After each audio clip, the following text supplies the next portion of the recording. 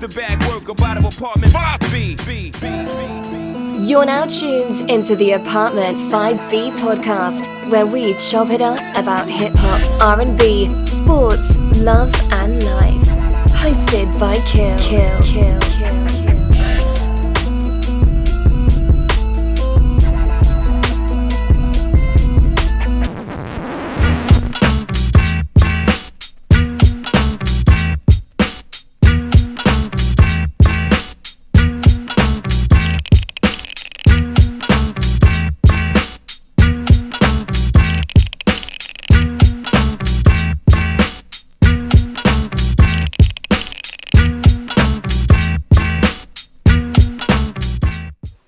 What's good, y'all? The Apartment 5B podcast, hosted by your man Kill. I got my squad on deck with me today. We got my man. He ain't been here for a minute. It's nothing but love for him. JR, what's going on, fam? What's up? What's going on, people?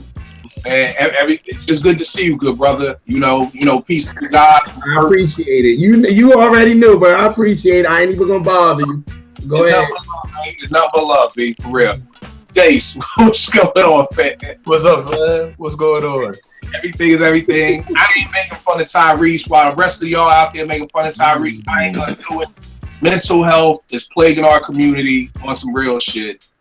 I was gonna do a Tyrese joke, but I'm not. So, Nick, what's going on, fam? Let's get it going, man. Let's get it going, fam. Get it going. Vague broadcast live with the new iPhone 10. Talk to me, man. What the hell's wrong with Tyrese? He crazy. You ain't know, I was being facetious. Oh, I think the crazy out of all of this was just that Will and Jada ain't give him no money. Like, I think that's even crazier than the OG video was. Come to find out. What more do you want from me? Here's the thing, because I'm serious. Mental health is real. But did y'all hear? I gotta forward y'all. My man made this Baltimore house song. No. Y'all wrong for that. Nah, I'm not doing it. This Words Born of Jesus on some real stuff. I got nothing but prayers for that dude because he's obviously going through something right now. And on the real, we gotta support each other. When people start when Ye start doing that crazy shit, we gotta support that nigga. Like I told y'all, ever since Amy Winehouse died, I used to always not make fun of her, but be laughing when she be performing drunk and everything, not even knowing half the demons she was going through once I seen that documentary. So on some real shit, definitely praying for that brother because, you making fun of somebody one day and the next day, they not here no more. So, nothing but prayers for that dude. Prayerfully, whatever he's going through, could get squashed or whatever like that. That's my PSA for the moment. But we're gonna jump right into it. This topic came from my man DJ Iran, who's in with us tonight. But he hit me yo, Kill, let's chop it up about albums you weren't feeling at first, but later on you came around to really like. So not that you had to hate them in the beginning and now you love them, but maybe you wasn't feeling in the beginning, but now you feel a little bit more now. JR, you back in effect. What's one of your first albums that you wasn't feeling when it dropped, but you ended up liking? I'm gonna go with another one. Y'all gonna bug out with this one too. I did not get Songs in the Key of Life at first. I'm not mad at that. I did not get it. My mom loved the album. The reason why I didn't really get it because it was too damn long. It was long. So it had I was introduced to Stevie by the 8 tracks for real. So when my mom would play this, she would be like, all right, you gotta put the next one in. I'm like, there's more? Come on. I thought this was it. There's more? And she put the second one in. And I'm like, so I ain't even giving no chance. And to be honest, I ain't listened to the second half until I was 13, 14. I finally listened to the second half, Black Man and Saturn and all that. Before that, I tuned out. I was done. After Knocks Me on My Feet, I was done. I was like, no, I can't do it. No, now is the shit. You know what I'm saying? I could listen to it straight through now. So, but before then, I couldn't do it. Nope.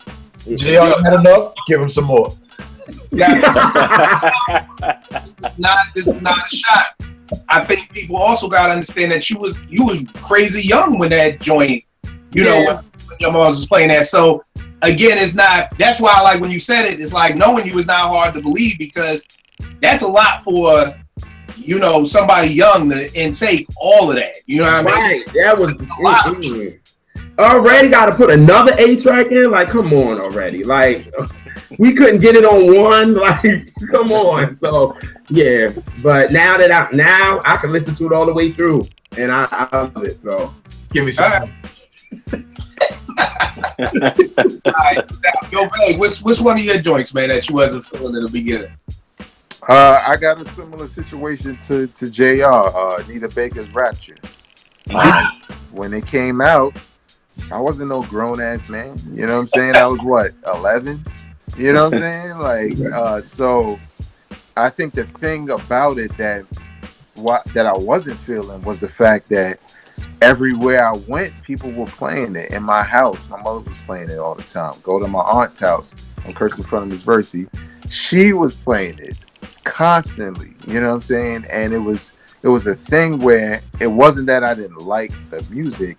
I was just sick of hearing the shit. And when you're young, you're not listening to the lyrics and the melody, and there's things you're not paying attention to. You know what I'm saying? And later on, when I got a little older, and of course, being away from it, from hearing it as much as I did when it first came out, I love it. Every record. You know what I'm saying? It's not one of those joints that I hate because it's attached to a bad memory. It was just a simple fact that when I heard it, I was too young to accept it. Now, there's some albums that transcend that because I loved Purple Rain when I was young, and Thriller and Off the Wall. But for some reason with the Anita Baker joint, and you know what else? I hated the video.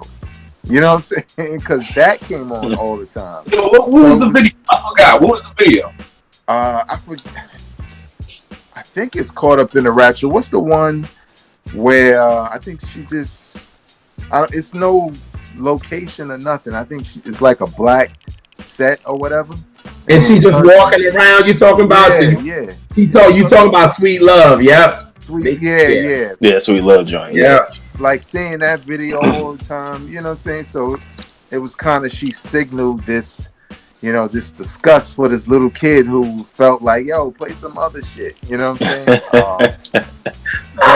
But, later on, of course, when I was able to accept it for what it was and listen to it with a new set of ears, more mature ears, I still listen to it to this day. It's one of the greatest albums of all time. Classic. You listen to every song on there without skipping a beat. Just a dope album. But yeah, initially as a kid, I hated it. All right, no doubt. Nick, what's another joint you got? Well, which one of your first joints for us? I'm gonna roll with that joint. I think we discussed that already. You got to remember, at the end of '96, you end off '96 with Hell on Earth, Iron Man, Muddy Waters. I just wasn't ready for the shiny suit rap. I just wasn't ready for it. So I bought it because I'm a fan of Big, gave it a spin. I'm like, half of this album I'm not feeling. Now, what part was it feeling? Because I know you had to love Kicking the Door and Long Kiss. Yeah, Kicking the Door, Long Kiss Goodnight, My Downfall, stuff like that I like. But the effing you tonight and you nasty boy and all of that kind of stuff, like that's not what I want from Big. And I know those are the joints that Puff made him do. Like, we need these to sell records. Mm-hmm. I didn't want that for Biggie. I wasn't ready for the shiny suit. But of course, by the time Mace came out later that year, I was all on board. But when it first came out, I was not a fan of Life After Death. Like at all. I feel you on like the Nasty Boy, but Fucking You Tonight, man, that was my anthem. That shit that was on my answer machine. Nah, I wasn't on the answer machine. I'm like, yo, I guess maybe voicemail. I don't know when the answer machines died and voicemails came out. And I was only 17 too, so like I was fucking with chicks, but I wasn't playing that for no chick. That's. Go ahead. Go ahead, baby. I was going to say, on behalf of the shiny suits, that shit was for the club. Exactly. If you were 17, I was in college and Fucking You Tonight, Nasty Boy in the club. That's what I was going to say. Yes, if I that's exactly. Like if I was y'all age where I'm in the club, then the music hit you different. Yeah. I'm 17. I ain't in no club. You know what I'm saying? Like, now, but that's funny you said that. But Vegas, right? Like in the club, will make you. Yeah. Will make a song you hate, and you see what's going on at the club too. And then every time you hear that song in the future, it take you back to that.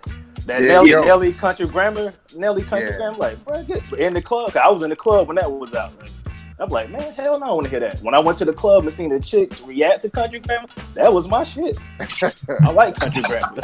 Like, hell yeah, you want to ride with? Come on, shawty, play that shit. Like, let's go.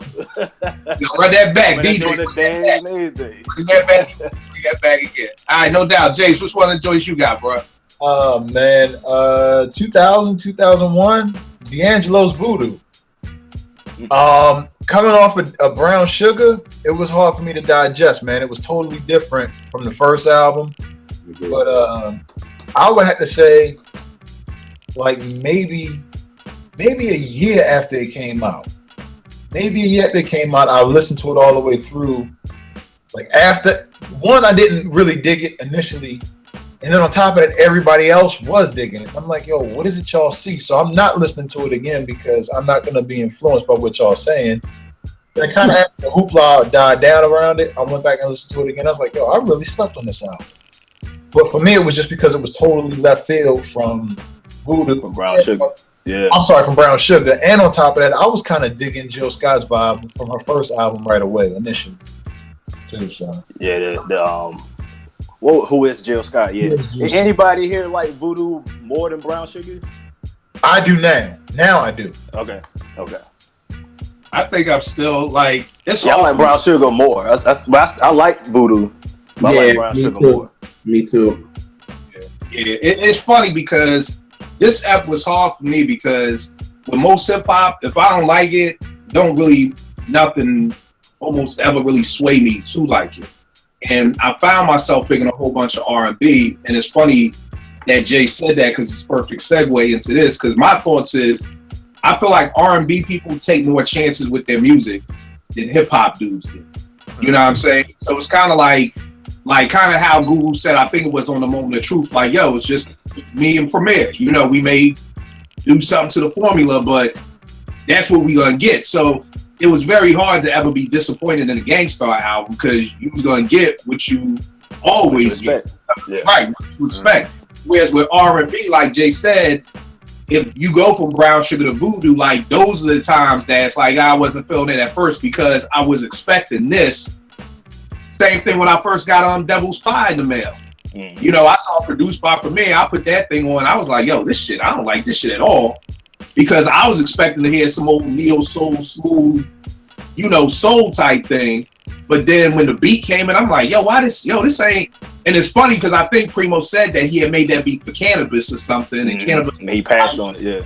And then D'Angelo jumped on it. Because I was just like, I'm not feeling this. Now, just like everybody else, well, I don't know about everybody else with Devil's Pie, but now I love Devil's Pie. You know, but my initial reaction was, nah, this ain't the D'Angelo I want. You know, I'm expecting the smooth, laid back, higher D'Angelo. And I don't think a lot of hip hop artists take those kind of chances.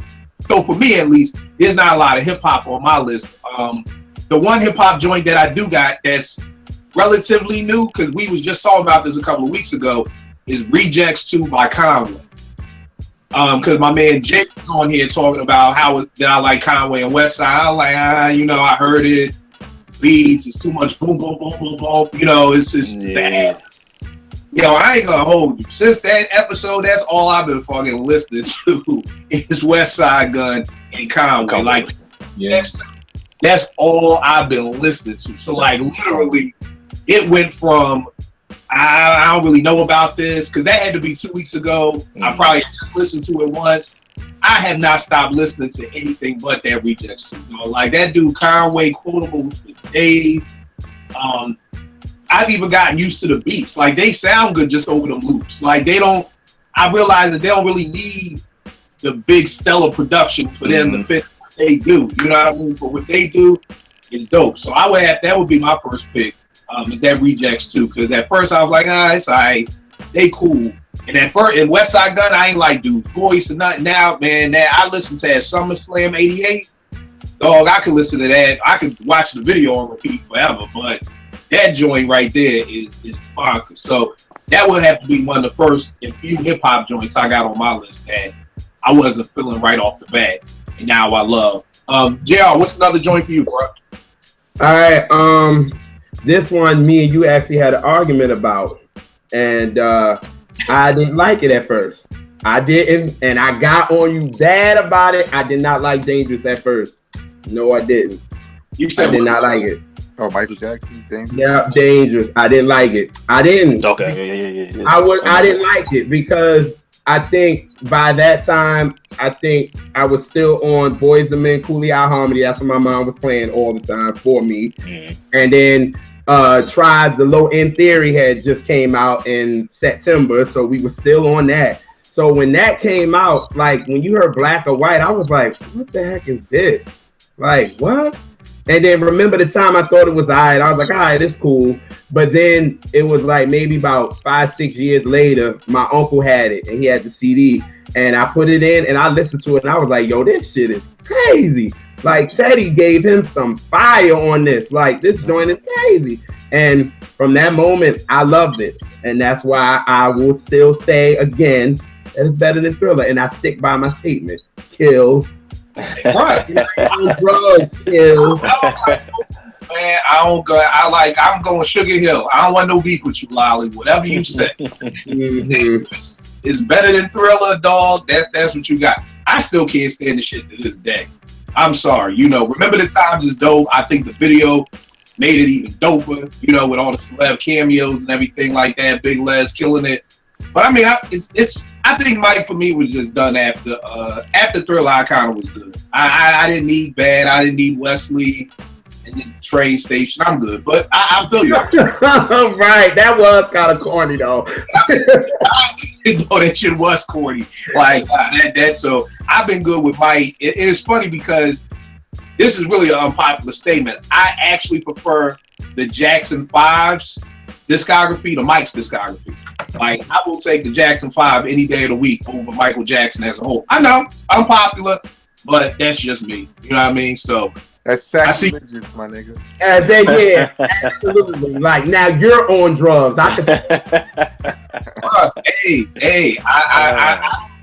don't know what spell it is that Mike has on everybody. Like, here's the thing I've never seen with any other artist but Mike. Little kids who are like one right now love Michael Jackson. Why? Like, why? How is that possible? That every child loves this dude and he's been going for why? How is that even possible? I don't get it. The entertainment value. Like my daughter, when she was like, 3 or 4, she just liked to see him dance, the weird videos and shit. Mm-hmm.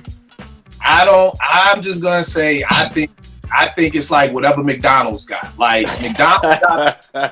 I'm saying serious. McDonald's got something for our kids. McDonald's food is not good, but kids love McDonald's. Why can't nobody ever knock McDonald's out the box? You know what I mean? It's something they got on our kids. Mike got something on our kids, man. No disrespect, but I'll take the Jackson 5 over Off the Ball and Thriller any day of the week. Oh, not Off the Ball. It's because Chipotle be having poison in their chicken and their pork. That's why.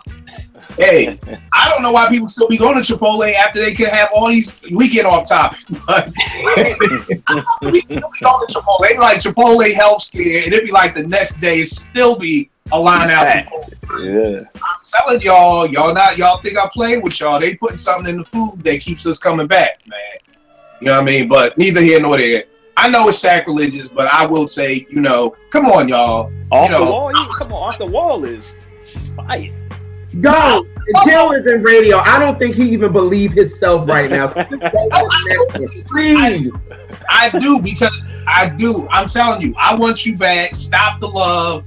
I'll be there. Oh, come! I will take that. I think you prefer that. All the hits. He didn't even say albums though. He said hits. You're right. You are absolutely right. You're right because they came out in '69. I wasn't born yet, so I only know the hits. I don't know the actual album. So you're right.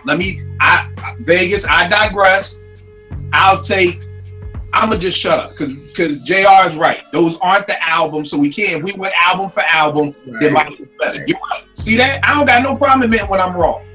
I got no problem. Y'all right? I'm wrong. Veg, what you got next, bro?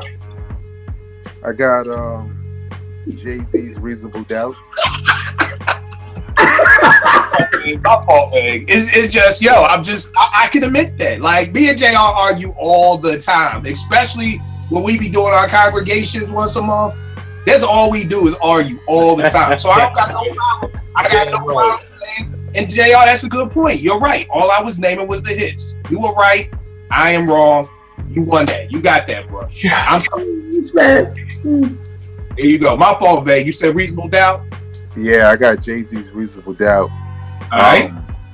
I think the reason why initially I didn't like it, because I bought it when it came out, that and It Was Written. I think they came out either the same day or around the same time. It felt like the climate of music and hip hop was a little different, you know what I'm saying? And Jay-Z's beats is what I didn't like on Reasonable Doubt. I kind of felt like, compared to some of the beats Nas had going, like The Message and shit like that, and a lot of the other hip hop that was out at the time was just more, it was hitting more. And Jay-Z's beats almost felt low budget and like really subdued for the time, you know what I'm saying? Initially to me.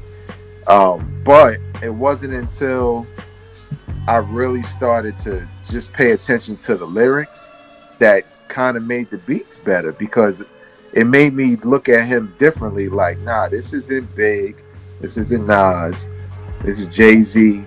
He's coming more from a hustler standpoint, from a Stringer Bell standpoint, as opposed to a Marlo or somebody, you know, street kid. And with that in mind, the beats are perfect. You know what I'm saying? The beats match the tone of the cover, it matched the tone of the album. Stuff like, you know, Can I Live? I hated Politics as Usual. Now I love that record. You know what I'm saying? Wow. Mainly because the production just wasn't what I was used to hearing. The lyrics, sure, but the production was just really low key. And because when you coming off of Ready to Die and Illmatic and Into the 36 Chambers, think about the production and the producers on there, and now you got an album that has some of those cats, but mostly has like Clark Kent and Ski Beats, who, you know, he was dope, but he wasn't in that Premier and P Rock lane, and you know what I'm saying, Buck Wild, especially Buck Wild at the time. But it gave me, his lyrics gave me a greater appreciation for the tracks he chose. I thought it fit the album to a T. And the crazy shit is, it didn't take me long to like it, because initially I didn't like it, and maybe like a week or two later I started to like it more. But what's even crazier is I was in college when that happened, but maybe a year after that joint dropped, like 97, I found myself listening to that shit, no lie, every day. And I don't know why. Maybe it was because, you know, my binging was stalled by my not liking the beats back when it came out. And every day, you know, before I went to school, I played a whole album. Me and my roommate was like, we would listen to it every day. So it's funny how initially I didn't like it because I didn't like the tone, and maybe my expectations got in the way. But it's still hands down my favorite Jay-Z album of all time. So that says a lot. No doubt, no doubt. Nick, what you got for next one, bro? Go roll with Method Man Tical. Wow. Wait, hold up. Did that grow on you like a fungus? I was about to say. I mean, it's still the least favorite solo Woo album, but I like it better than I did. I think I had a problem with it because, like, even some of the mixing on this album, it sounded like it was worse than 36 Chambers. I'm like, RZA took a step back. Like, I didn't get it, but I like it more than I did then. But it's still like a headphones album. It's not that's another problem I had with RZA. Being from the South, we like to ride out. You can't like this album. You can't ride out to because it's not made for that. It's a headphones album, public transportation. It sound great. You know what I'm saying? You're on the bus, you're on the subway. Tical sound pretty good. Yeah. Hold up, Nick. For us up top, viewers, define ride out. Ride out. Ride out. Well, you know, Atlanta is spread out, so you gotta have a car. It ain't like New York. So you in the car riding with the windows down, 8-ball MJG, UGK, stuff like that. Clean mix, low end thumping. That RZA didn't have that in. Actually, Premier don't have a lot of low end in his shit. I've noticed that too, but yeah, RZA on that album, the mixing wasn't on point to me. But I did the album more now than I did then. It's not a terrible album, but still the least favorite of the solo Wu albums. See, Nick, now you got me thinking. So, like I said, this episode was gonna be hard for me because, like you, like if I don't like an album, it's not finna except for Nelly Country Grammar. Right. But outside of that, outside of that, it's like, yeah, if I don't like an album, it's not gonna grow on me. No, but you got me thinking just in terms of, like you said, that you feel like it's not a ride out album. I'm just thinking regionally how that's different, because in New York, in Philly, you on the train, you on the bus, and I'm just now wondering, I wonder if producers made music on purpose that way. Like, is that a purpose? Or I think so. You made music for your environment, because hip hop was regional back then. That was the great thing about it. Like, I could go to New York and it sound like New York. I don't want to hear Atlanta shit when I'm in New York. It ain't like that no more. Right. All right, that's a good point. Jace, what you got up next? Man, that just made me forget what I was going to say. But another sophomore album for me that grew on me initially. I'm sorry, not initially, but grew on me. It took a little time to grow on me. Was Maxwell's Embryo, coming off the Urban Hang Suite. Yes, I remember hearing about that. Yes, I was not feeling that right away, man, and that took me a minute. But there was an incident that changed all of that right away. So yeah, I had something to link it to. I had positive reinforcement, so I was good at it.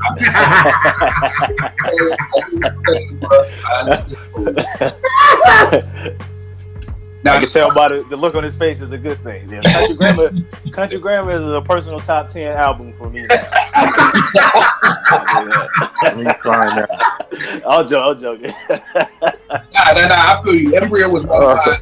Because I was late on the Maxwell kick because I was at EAA and Big. I don't know if you remember India who used to be on here, but she loved Maxwell, and D'Angelo was my dude. We argue every day. I'm like, yo, D's better than Max. So I really didn't hear Urban Hang Suite like right when it came out. You know what I mean? I was a late bloomer with that joint. Not on smooth. When I listened to it, I loved it. I just didn't listen to it for a minute.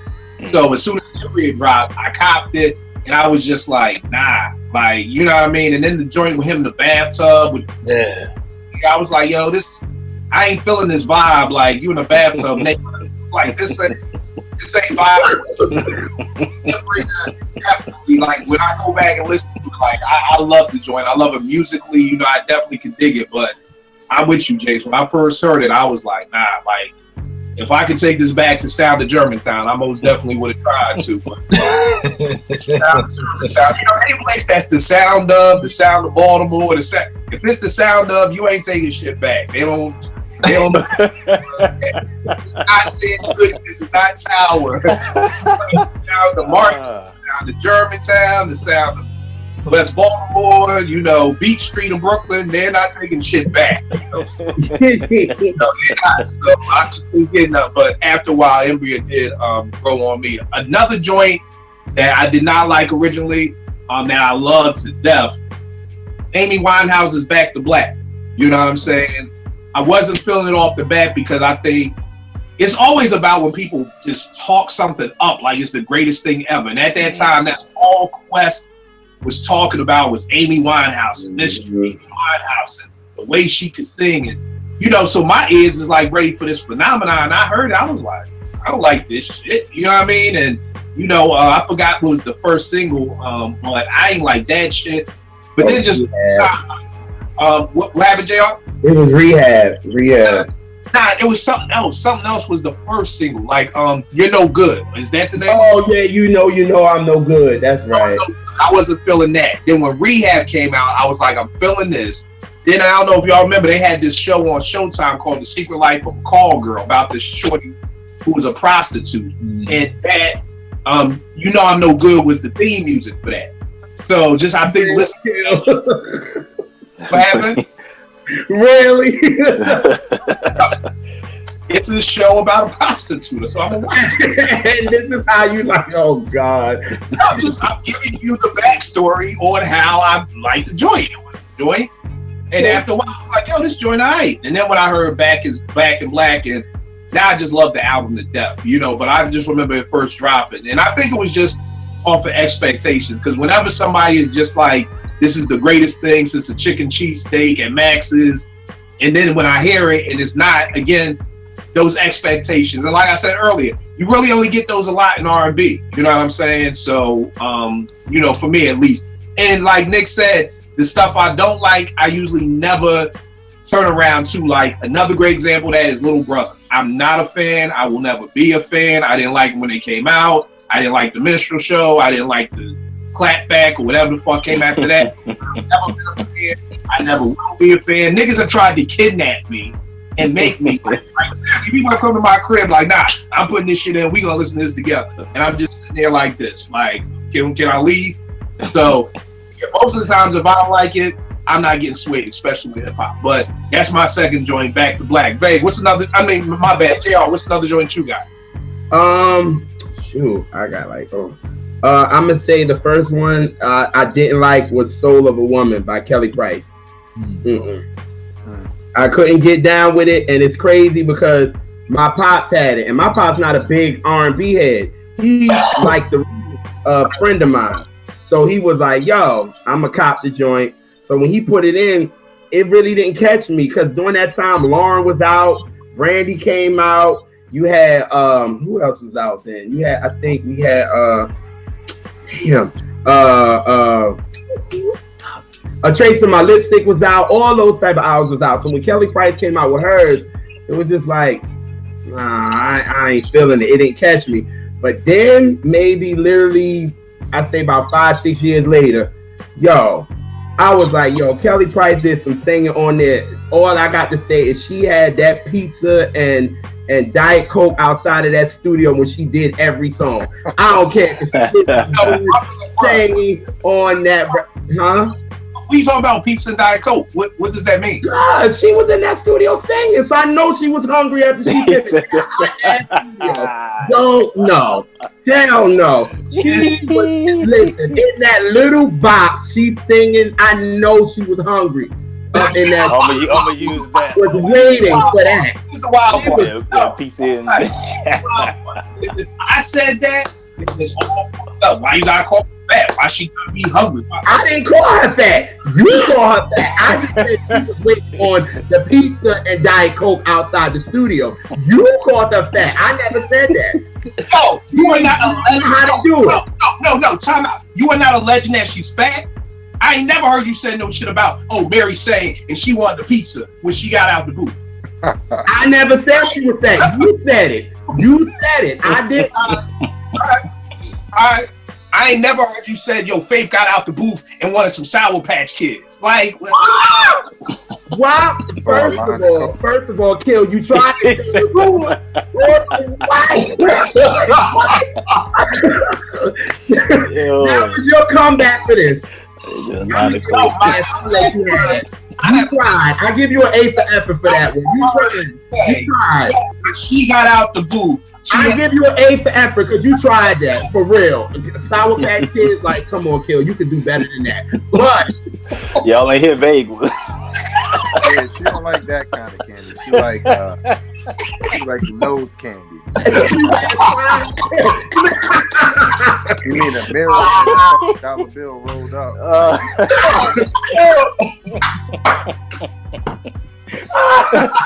Oh God.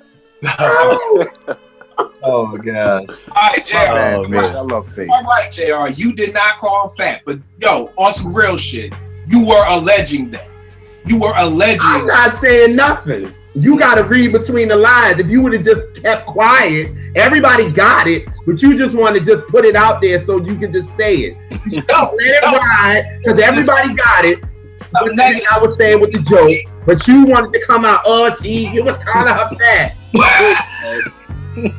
Anyway, now I like the album. The album is dope. Kelly Price is singing on that. It's a dope debut. I like it, and that's what it is. It's like saying, like, yo, I know when Big Pun laid that verse, he had that KFC waiting for him. Like, okay, but fine. Everybody got it, but why would you say it? That's what I'm saying. It could be implied. It can be implied, but you gonna sit up there and say it. You made it worse. You should have just let it ride, but of course you didn't. You had to come out and say, "Yeah, she was calling her fat." Really? I'm just saying, because when I do that, forget it. No. If you would have did that, I would have let it ride. I'd have let it ride. Right. I'm gonna let. That's my problem. I don't let shit. I say that's my problem. Exactly. See, I know you're missing a lot of stuff because I ain't been on in a while, so I get it. I get it. Yo, y'all gonna help me start alleging stuff. We ain't gonna call Escape ugly. We gonna call them something. What should I allege, JR? That when they got out the booth, they needed makeup more. Okay, you think Candy ugly? Oh no, he said all of them. I'm not saying anything. I'm quoting Big. I'm not saying anything about Escape. Okay. He already did it. Go back to the podcast. He said it. There's no need. You call them all ugly. Exactly. He could have said a joke and kept it moving. He called them ugly. Look at Big. Look, I ain't checking for Tiny or them other two chicks. I don't know them. Bless their hearts. That's all. Just bless their hearts. That's all. That's all you can say. You could have said that. That's it. But, oh God, you know what? I'm laughing because I just see something about that with the church when there's an ugly baby. God bless you, doing this hard. So, all right. I'm done. Y'all go ahead. I'm done. Okay, cool. Vague don't allege shit. So, Vague, what you got up next, man? Damn sure don't. Who I got up next? I got Ghostface, Iron Man. What? Yeah, man. Sorry let's snap somebody that laugh real quick. Sorry to crush your dreams, but when I first heard it, this is coming off of Only Built for Cuban Links 2. On 36 Chambers, I wasn't really a fan of Ghost, except for Can It Be. So Only Built for Cuban Link, I started to like him a little bit more. And then when I saw they were going to do the same thing that they did for Ray album, but have like Ghost featuring Ray and Capadonna, I'm like, yo, this shit about to be hot.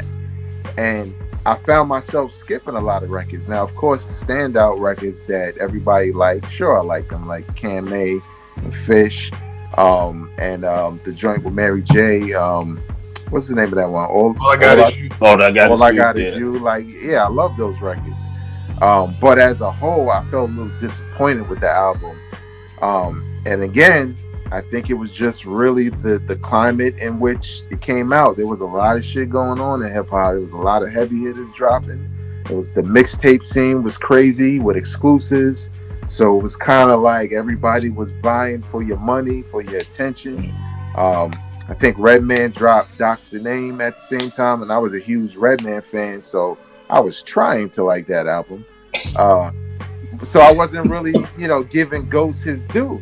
You know what I'm saying? And it wasn't until later when I listened to it, I realized how many records I actually did like on that album. And especially when I listen to it to this day, I don't know if it's a little bit of nostalgia or what, but I really like it. You know what I'm saying? It grew on me. And again, it's funny how a lot of what I have down here and some of the stuff I mentioned was, when I was in college. You know what I'm saying? Because there was just a lot going on. And if your shit wasn't hitting, like when I heard Redman Muddy Waters, you know what I'm saying? That's attention grabber. You know what I'm saying? Yeah. I didn't feel like Ghost's album was grabbing my attention like that. Especially not in the way that Supreme Clientele did. But today, I it's not an album I dislike at all. I really love it. Kind of mad I didn't appreciate it as much when it first came out. But yeah, man, Ghostface, Iron Man debut. It's funny how those things work, man. How you know, if you're a music lover and you can go back to certain joints that you kind of like, and you can hear what the artist was trying to express, no matter how long it took, man, it's dope. You know what I'm saying? To experience that. So, all right. No doubt, Nick. What's another joint you got, bro? This one is a funny one because Justin Timberlake's debut, the Justified album. So at the time, I was working at the record store, and there was this. Hold tight for a second, Nick. JR. Yeah, I said it. Fuck Justin. Yeah. Fuck him, because if he don't y'all know exactly why I mean fuck Justin. Yeah, if he don't apologize to Janet on the Super Bowl, okay. With the Justified album, it was a younger white chick working who was a fan of all that teeny bop shit that was going on. So she wanted to play it. We working that night. She's like, I want to listen to the new Justin album. I'm like, man, I'm not trying to hear that shit.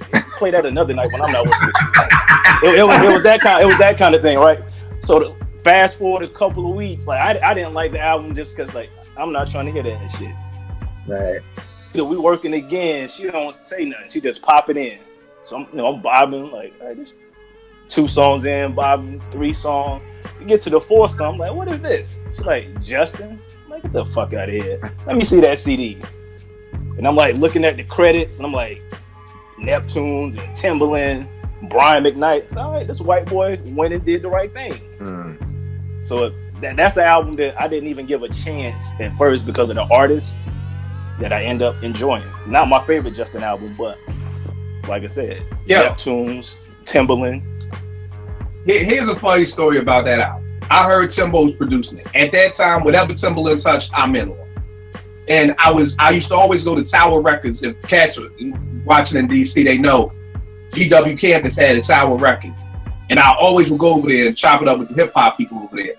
And I remember telling my wife, like being like, yo, baby, I need you to go to the record store and buy this shit for me. Because I don't want nobody seeing me. It was like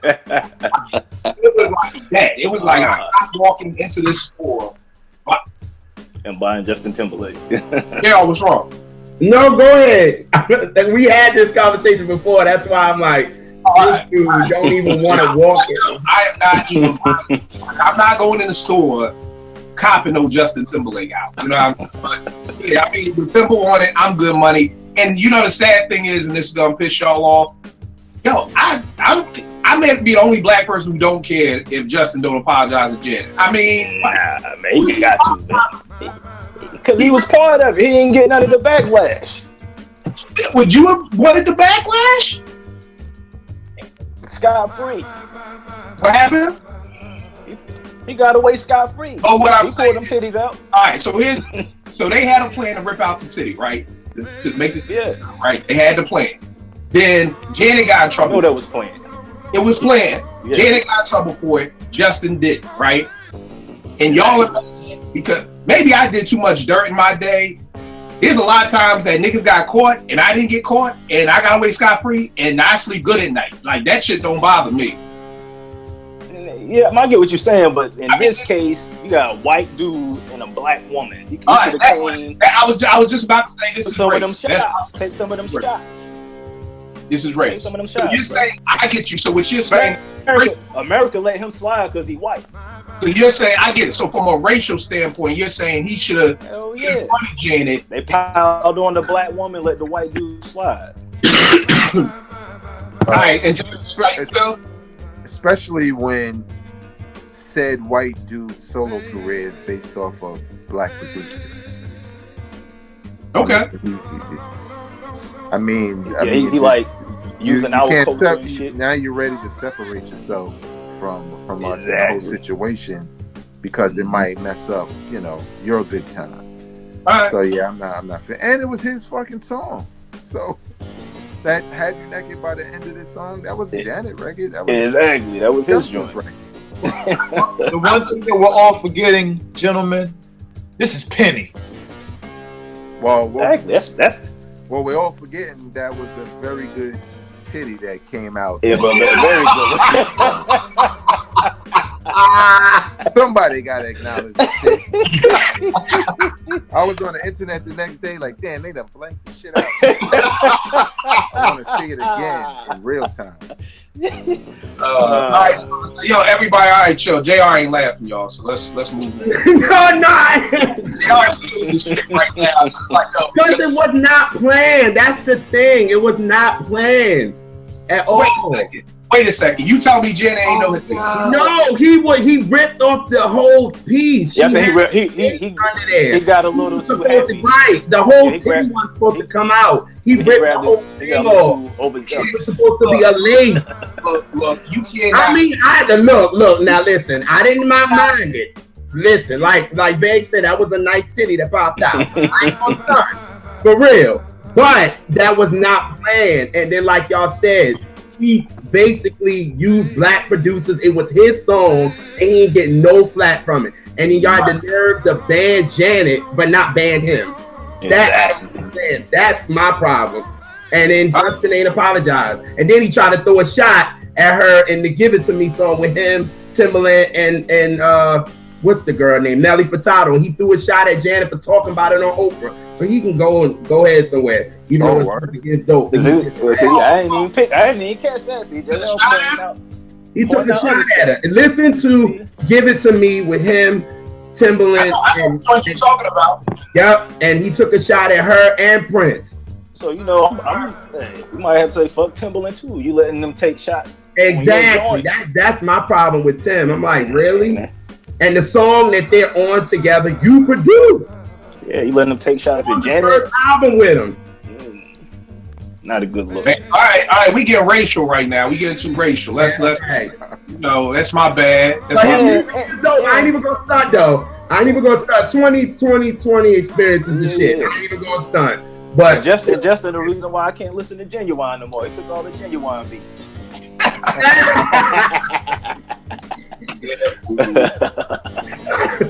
Well, Jace, what you got up next, man? Oh no, yeah, Jace, what you got? Get Rich or Die Trying. I ain't like it when it first came out. Oh, there was too much.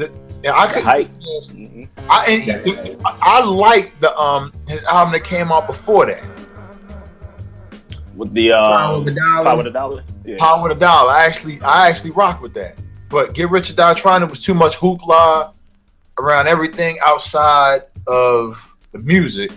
Mm-hmm. And so I just at that point it was like, yo, is this man really good, or is everybody just excited because of he got shot 9 times? Yeah, the high school, you know, popular. You know what I'm saying? And it was like, for me, that was kind of downslope with certain music, man, pop culture. But that's a whole nother story. I digress. But I go back and listen to that now. That's perfect gym music for me, yo. That is perfect energy lifting music for me. If I need to get, go ahead, Kill.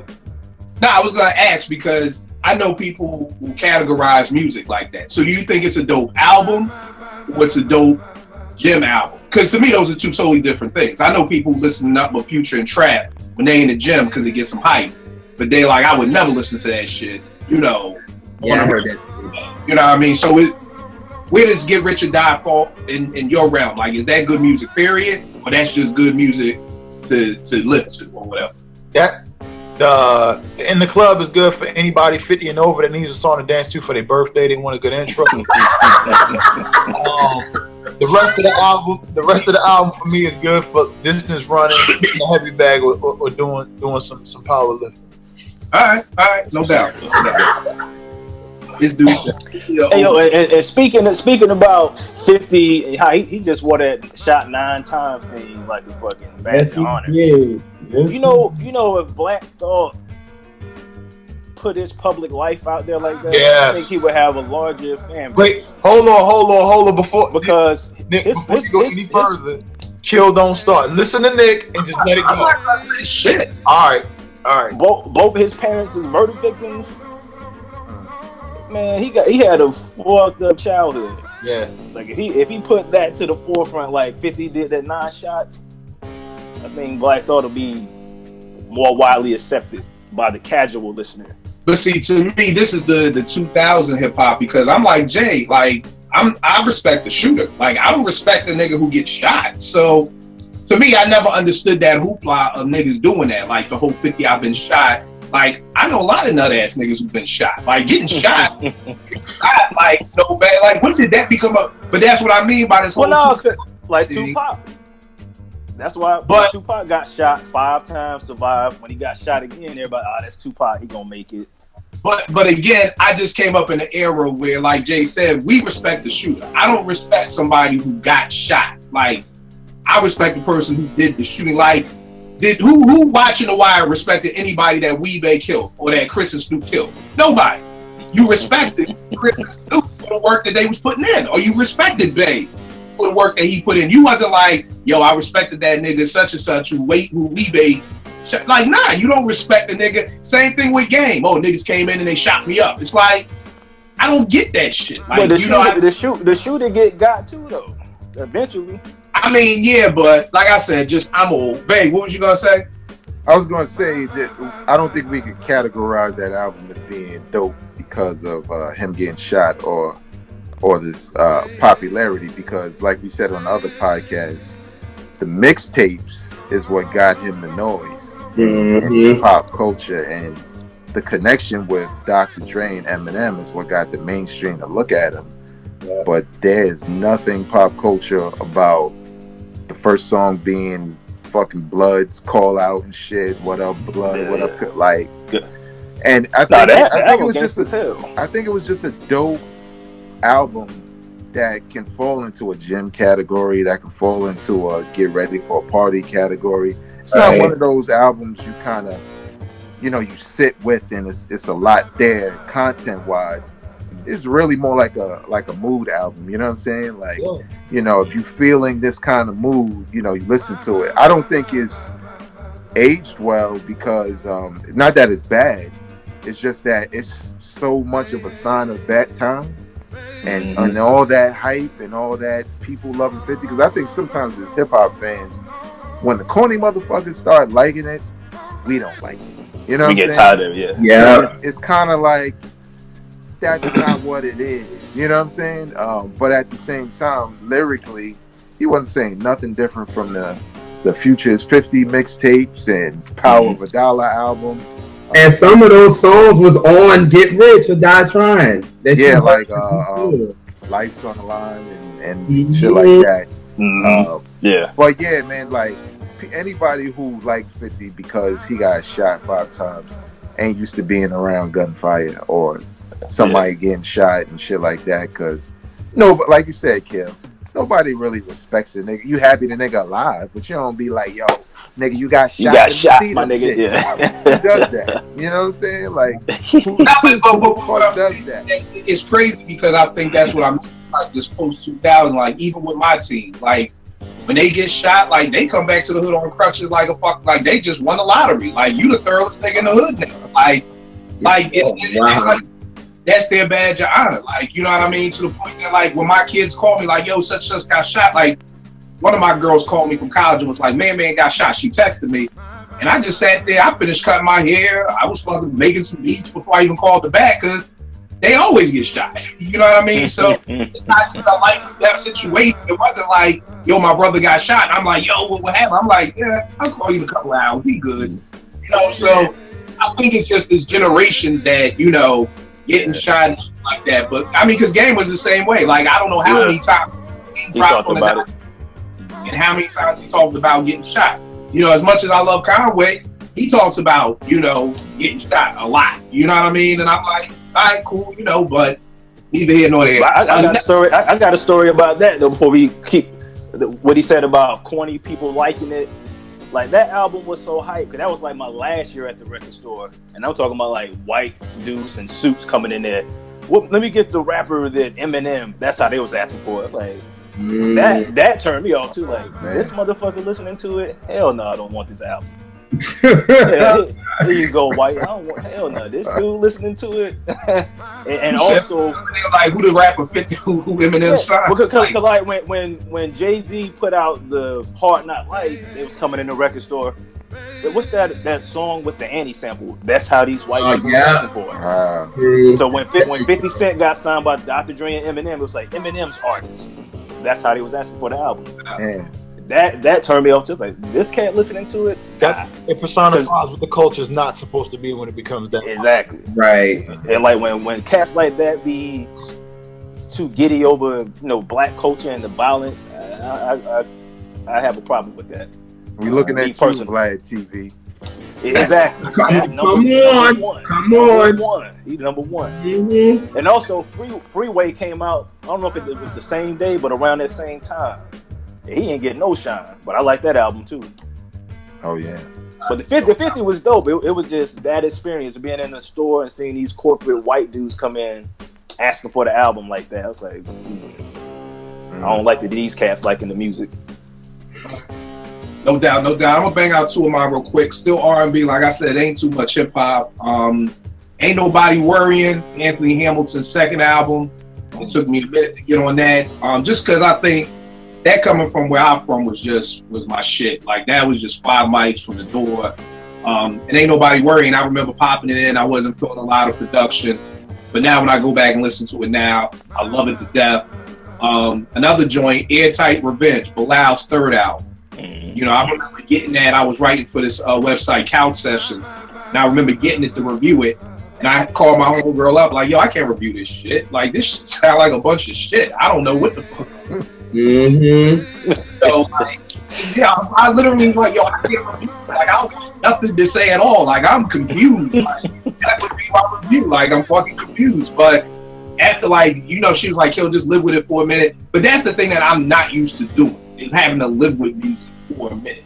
I come from an era, again, 88, you put on Ain't No Half Stepping. There was no, just let that shit grow on you. Like, yo, let this raw grow on you. Let this paid in full or this Illmatic grow on you. Like, I don't come from that mindset, but after letting it grow on me, I actually really do like Airtight Revenge. And the last album I got is this white cat. Cat's never heard about him. His name is Lewis Taylor. He's a dope artist. I remember getting him back in the day, way back in the 2000s on OK Player. They were talking about him, likening him to D'Angelo. So around that time, I was like, yo, anybody who's like D, I'm buying it. Went to Tower, brought it. I didn't like it. Like years later, and I mean like 10 years later, I'm making this mixtape, like a blue-eyed soul artist. And I put it out, and one of my people on Twitter got at me like, yo, you could have used some Lewis Taylor on there. I was like, nah, I don't really fuck with dude like that. He was like, yo, go back and listen to that album. And like, I went back and listened to that album. That album is the shit. So, what's his name? His name is Lewis Taylor, and that's the name of the album. I'll send it to cats if y'all want it. Okay. It's hard to find, so I'll email it out. But yeah, like I said, it went from me like liking one song on there to like damn near liking the whole album. So those are the rest of my albums. Greg, you got any more? JR, you got any more artists or albums or anything? Yeah, I can name down my 4. Butterfly by Mariah. I didn't like it when it first came out. I wasn't a fan of it. It didn't do nothing for me. But now it's like my second favorite Mariah album. Aphrodisiac by Brandy. Did not like it. Had a reason not to like it because as a fan, she lied and said she was married and all that mess and all that drama happened. As a fan, that pissed me off. So I was like, nah, I ain't with it. So I ain't listened to that album till 2008. So finally, when I listened to it, the album is dope. Make It Big by Wham. Okay. I remember when my mother played that album the first time. I was like, Mom, cut this off. What is this? Like, it did nothing for me because, you know what I'm saying? I'm getting raised in a soul family. I'm like, what is this? So when she started playing that Madonna and Wham and all this, I was like, Mom, this junk is whack. Like, what are you playing? But when I got older, yo, Make It Big is dope. Like, take away Wake Me Up Before You Go, because that joint is kind of corny. But, like, Everything She Wants, Careless Whisper, like, then he did the Osley Brothers, If You Were There joint. Like, that album is dope. So I rock with that. And then I'm going to take it to the rock. It was Born to Run by Bruce Springsteen. My mom is a big Bruce Springsteen fan, so she liked The River, Nebraska, Tunnel of Love, and Born in USA. But when she played Born to Run, I was like, all right, Ma, I've had enough. Please, I can't take it. But then now I even got it on vinyl now. That album is dope. Like it's a dope, and it's a favorite. It's a top 20 of mine. So those are right there. Yo, I have never heard a Bruce Springsteen album a day in my life. Give it a spin, man. Give it a, you like any rock album? You like any rock? I mean, I like a lot of. Well, see, here we go with different genres. How do we define rock? Is Duran Duran rock? I love fucking Duran Duran. But are they rock? Yeah, I guess so. More new wave. Right. I mean, in the 80s, Duran Duran is my shit. You know, Rio, the Arena Tour. I love Duran Duran to death. I would say like the Clash. That's rock. Clash. I never got with like them Clash type niggas. You know what I mean? Like I was more like the Men at Work, you know, type shit. The Eurythmics. I say the Eurythmics. Eurythmics to my Annie Lennox. Yeah. Eurythmics. You like the new wave. You like that new wave. You like that. Yeah. But see, keep in mind that back in 83, 84, all we had was Friday night videos and MTV. When MTV first came out, that's all we played was white music. You know, we only saw white on DMC and Prince. Like, that was it. So all we got for the 24. You like Blondie? Like who? Blondie. Yeah. Yeah. All right, Bruce Springsteen. Yeah, I heard Born in the USA. I was like, nah, I'm gonna pass on this shit. But I understand that that's single, so but it is what it is. Hey, you got any other joints left, me? Yeah, I got Common's Electric Circus. Took me a minute, didn't like it when it came out, but listened to it maybe 2 years ago. And I just think when the album was released, it was just released at the wrong time. But it's actually a really good album for Common. I got 112's second album, Room 112. Initially, I didn't like it because I don't think Slim was singing the lead on everything like he did on the first album. That's true. So it sounded different to me. You know what I'm saying? It wasn't 112 to me. I can't remember the dude's name. His name is Q or something like that. I can't remember the dude who started singing the lead, but he was kind of the dude that was in the background. And I was like, damn, I like his voice. You know what I'm saying? Like he could sing, and you know, that album kind of grew on me over time. Even though initially I didn't really like it. Kanye West's Graduation, and it wasn't because beats weren't dope. I just wasn't feeling all that college slander shit he was doing. Particularly the black sororities and fraternities. I just wasn't feeling that shit because it felt like a dude who found himself like an outcast somewhat, or at least he felt that way. I don't know if anybody made him feel that way. And this was his get back, but it wasn't just that. I didn't like the message he was sending to any potential young kids who might go to school, that they could be like him, because everybody can't be like him. You know what I'm saying? So I just thought it was a little ignorant to make an album like that, and I didn't think it was conceptual. Because Kanye wears his feelings on his sleeve, so I felt like that ain't no concept. That's how that nigga feel. You know what I'm saying? Yeah. But nevertheless, all the bangers that's on there, All Falls Down, like, you know what I'm saying? I still love it to this day. 3 more. Group Home's Living Proof. I think it's obvious why I didn't like that when I first heard it, because I was like, these two whack ass rappers. Psych! Even though because it wouldn't be Living Proof. Yeah, even though I liked that when he appeared on Gangstar's album. But I just kind of felt like, damn, I really don't like, why Premier give these niggas all these hot beats and shit? Yeah, man. But the crazy part about that album is those beats are so fucking hot. You're gonna like the songs anyway. You know what I'm saying? And that's one of the reasons why I wound up liking that. Cormega's The Realness. I was not a Cormega fan whatsoever. I didn't want to hear shit about no dusty ass nigga telling me like, yo, Dunn got the dope rock. I didn't want to hear it at all. And I am not gonna lie, I don't know what it is. Maybe it's his personality.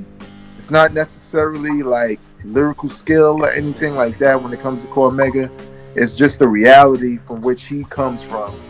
and he rhymes about it. It's the conviction in his words. You know what I'm saying? It's a lot of rappers that talk a lot of shit, that say a lot of things, and you don't feel like they mean it. Like Drake. Like even when Drake is dissing Meek Mill, I feel like if he see Meek, he probably gonna get fucked up by Meek. You know what I'm saying? Oh yeah, because he definitely gonna get fucked up by Meek. Yeah, like I believe even though Meek punching that punch. Oh yeah, that heavy bag. He can't throw no hands. But you're right. You're right. Just speaking to the conviction in the verses, you know what I'm saying? I feel like, you know, that's an asset that a lot of dudes don't really like take advantage of when they spit their rhymes. Is, you know, do people believe you even if it's not your story? And lastly, Mary J. Blige's "Strength of a Woman." I didn't hate it. It just was that I didn't like the two albums that came before then. And I'm a huge Mary J. Blige fan, and she just was catching L's all over the place. She dancing for burgers and chicken and shit on tables. Don't start. Don't start. She said, "I'm gonna keep going." She's singing like a damn mammy too. Don't start. The person who lost to Donald No. We had to come on, JR. You could have stayed home. You can't take the heat. Stay out the kitchen, nigga. No, stop that. You know what I'm saying? But the thing is like when you're a huge fan of somebody, I get it. And you coming up with your own excuses for their behavior. After a while, you got to be like, nah, man, this shit is whack. You know what I'm saying? And I felt like with Strength of a Woman, I was already past like that kind of content. But I think because of her situation, because of the production, and I just felt like it was old Mary again once I started to really listen to it. You know what I'm saying? And I hope it stays that way. But I feel like, you know, when I initially heard it, I was just kind of like, I don't know if I could be a fan anymore. But now, you know, I really like the album. Look, man, I don't play that dancing for chicken shit. Listen, Pro-black. I hate that commercial. Like, as a fan, I was pissed in that commercial. Like, when that commercial came out, I did not tweet at all. That day, I did not tweet. I didn't say a word. I was pissed at that commercial. I didn't say shit. Here's the thing. Like, no. The funny thing that I think about Mary is, for Mary to be successful, in my opinion, throughout time, I think she has to play a certain role, and that role is heartbreak. That's where we want to come here. You know, unfortunate, but yeah, I agree with that. Everybody liked the breakthrough though, so I don't understand because the breakthrough is happy. That's happy. I don't know what it is, but I just think that Mary has to. But I just think that's where it's kind of like with Jay. It's not to say Jay can't make a club banger, but yeah, I get it. Jay with the streets.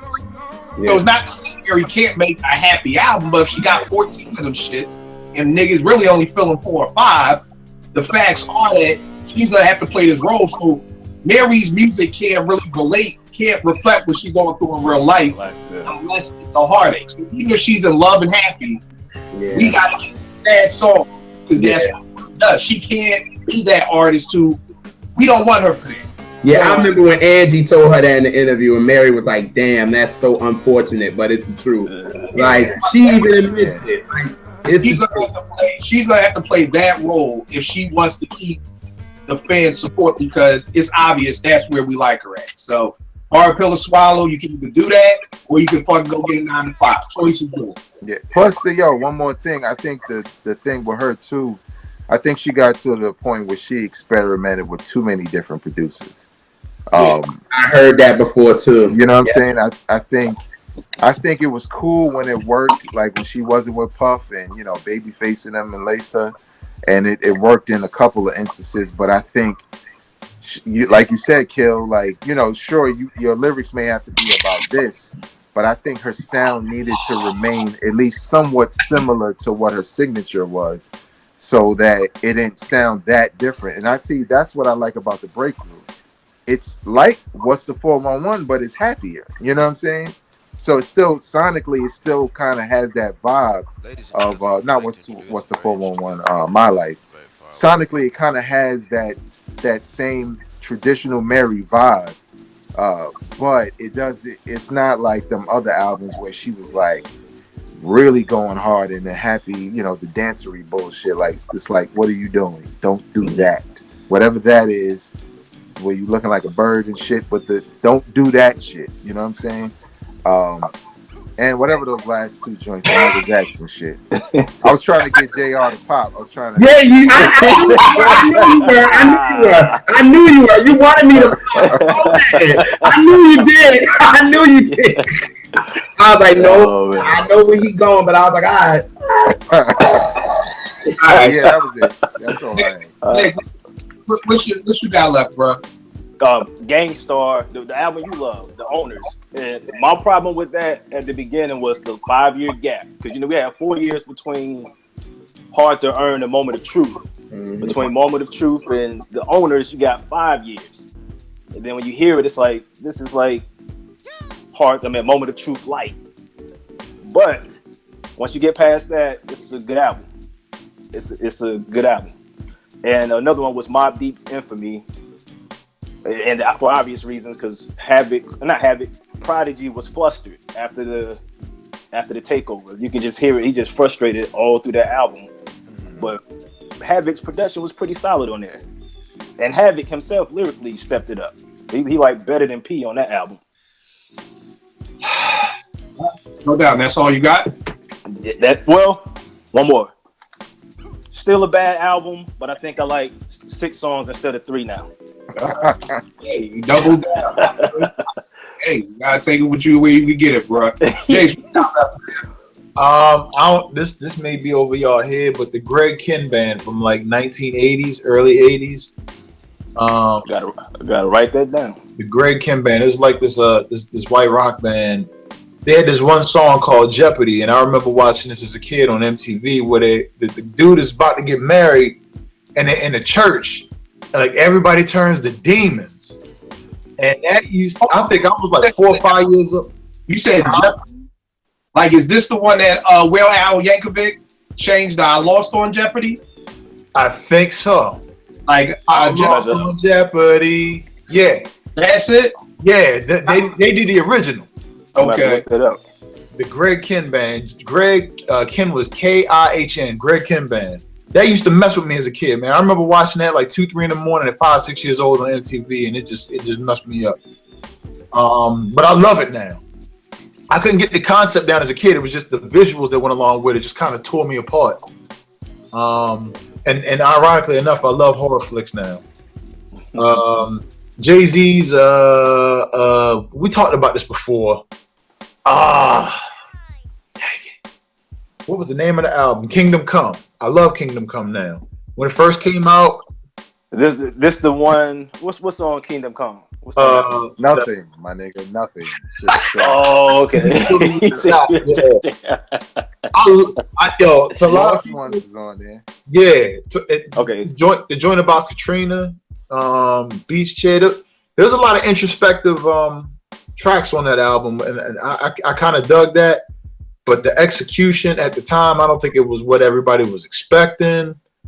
Plus there was a lot right after retirement getting shot at by there was a big beef between him, Dame, and Dipset at the time, and it was just like it wasn't what I was expecting, but it was pretty grown. Now I can appreciate it. So that's the one right before American Gangster, then, right? Right. Yeah. Okay. The other one was Big's first album, and again that was because Juicy. Yeah. I couldn't get past them trying to flip the them Two-Made joint. And I forgot that who he was, because initially it was Biggie Smalls to me. It wasn't Notorious B.I.G. And correct me if I'm wrong, Kill, but the Matty C article that was in the source, it had him as Biggie Smalls, or did it have him as Notorious B.I.G.? It was Biggie Smalls. Because I think the whole thing with that was the whole copyright infringement from that movie. He didn't get to be the Notorious Big, so after he got signed and everything like that.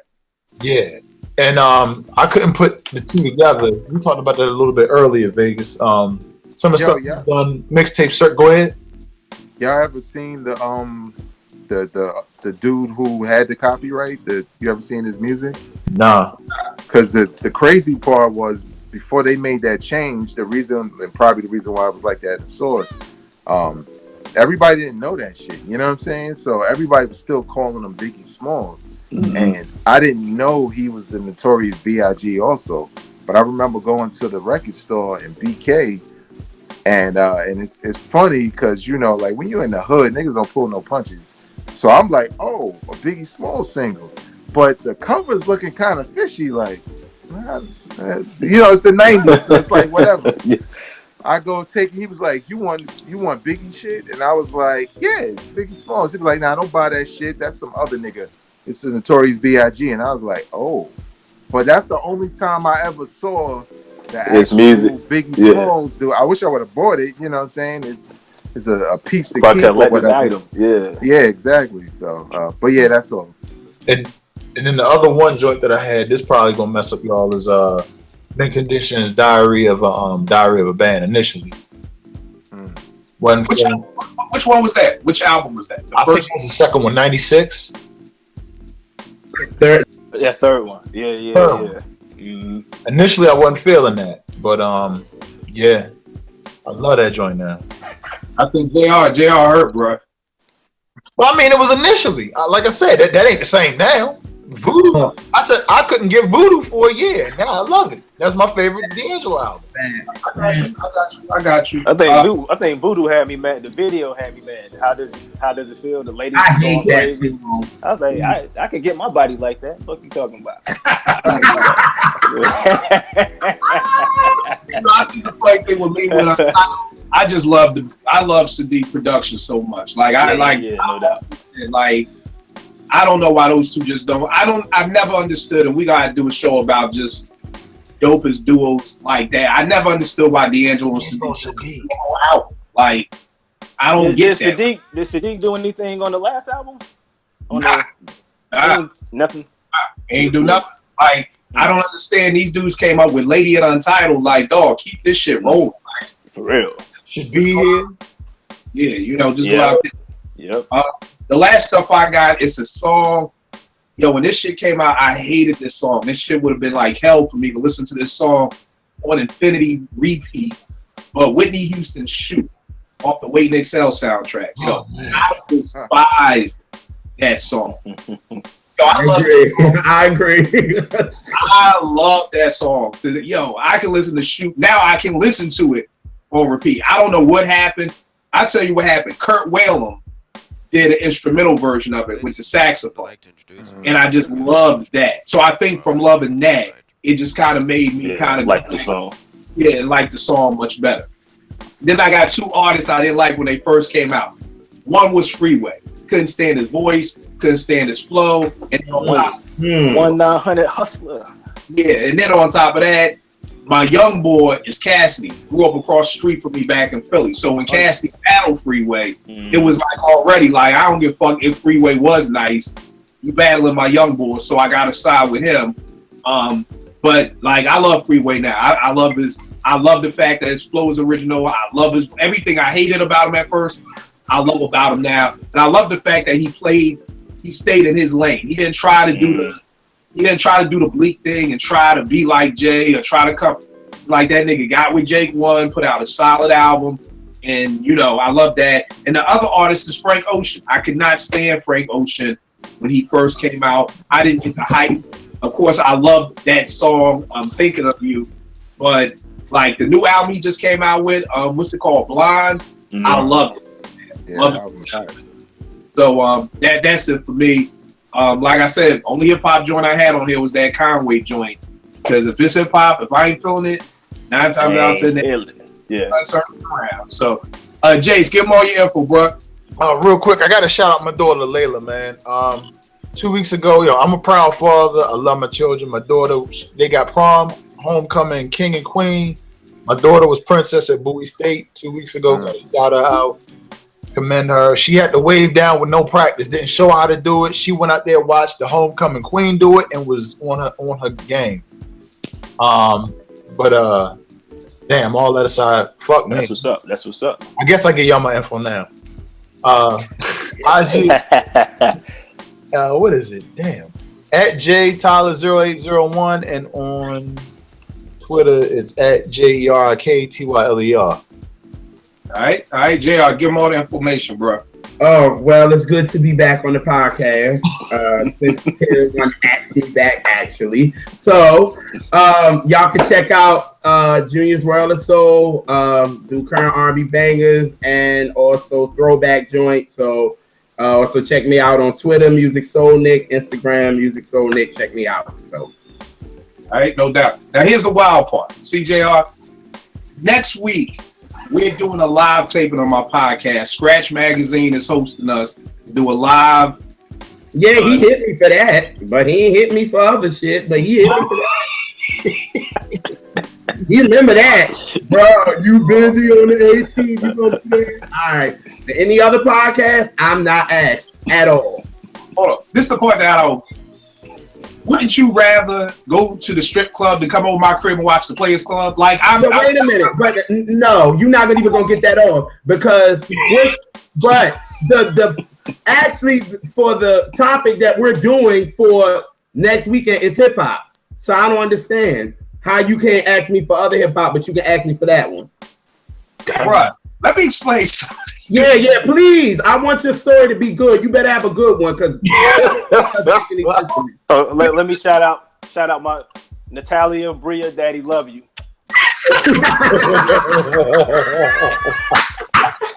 Yo, I'm show you go get him, JR. Get his ass. Yes. I'm gonna show you where the love is, bro.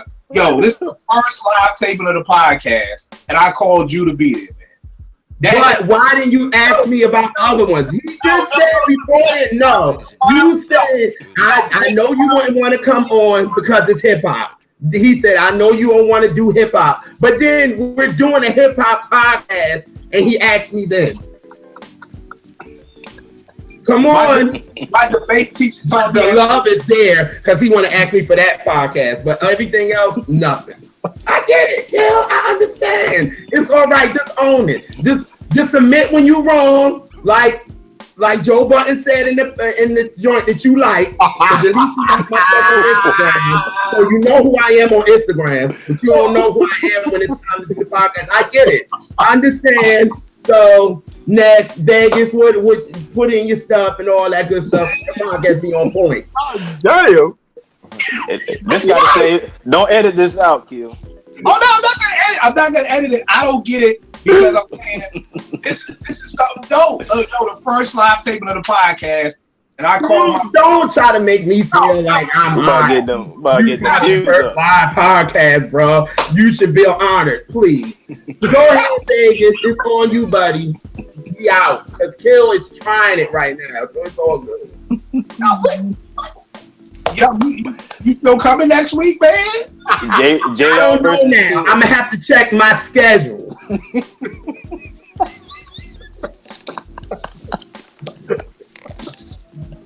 All right, Vag. What's all your information, Vag, where they can check you out at, man? You can follow me on social media at Vegas World INC and check out my podcast, Hip Hop Now Podcast, on SoundCloud.com/Hip Hop Now Podcast. All right. Well, y'all killing me. That boy Vegas professional as hell. No, he is. Vegas got to play right in with the radio voice. I do work in radio. Vegas, you know that, right? Yeah. Vegas, when you shoot in your past life, yo, you got like the perfect poker face. Yo, he do, yo. Yo. Yeah. All right, y'all know what it is with me, Kill 889 on IG and on Twitter. We'll make beats with food. My book of the week is The Angry Filmmaker Survival Guide. It's written by this kid, Kelly Baker. I met this dude a couple of years back at DC Shorts. It's a film festival here in DC. Very dope book. It's teaching you how to make a movie, an independent movie on a budget, on damn near no budget. And just how to, do things like that. So for everybody going the YouTube route and doing indie stuff, it's a very dope book to cop.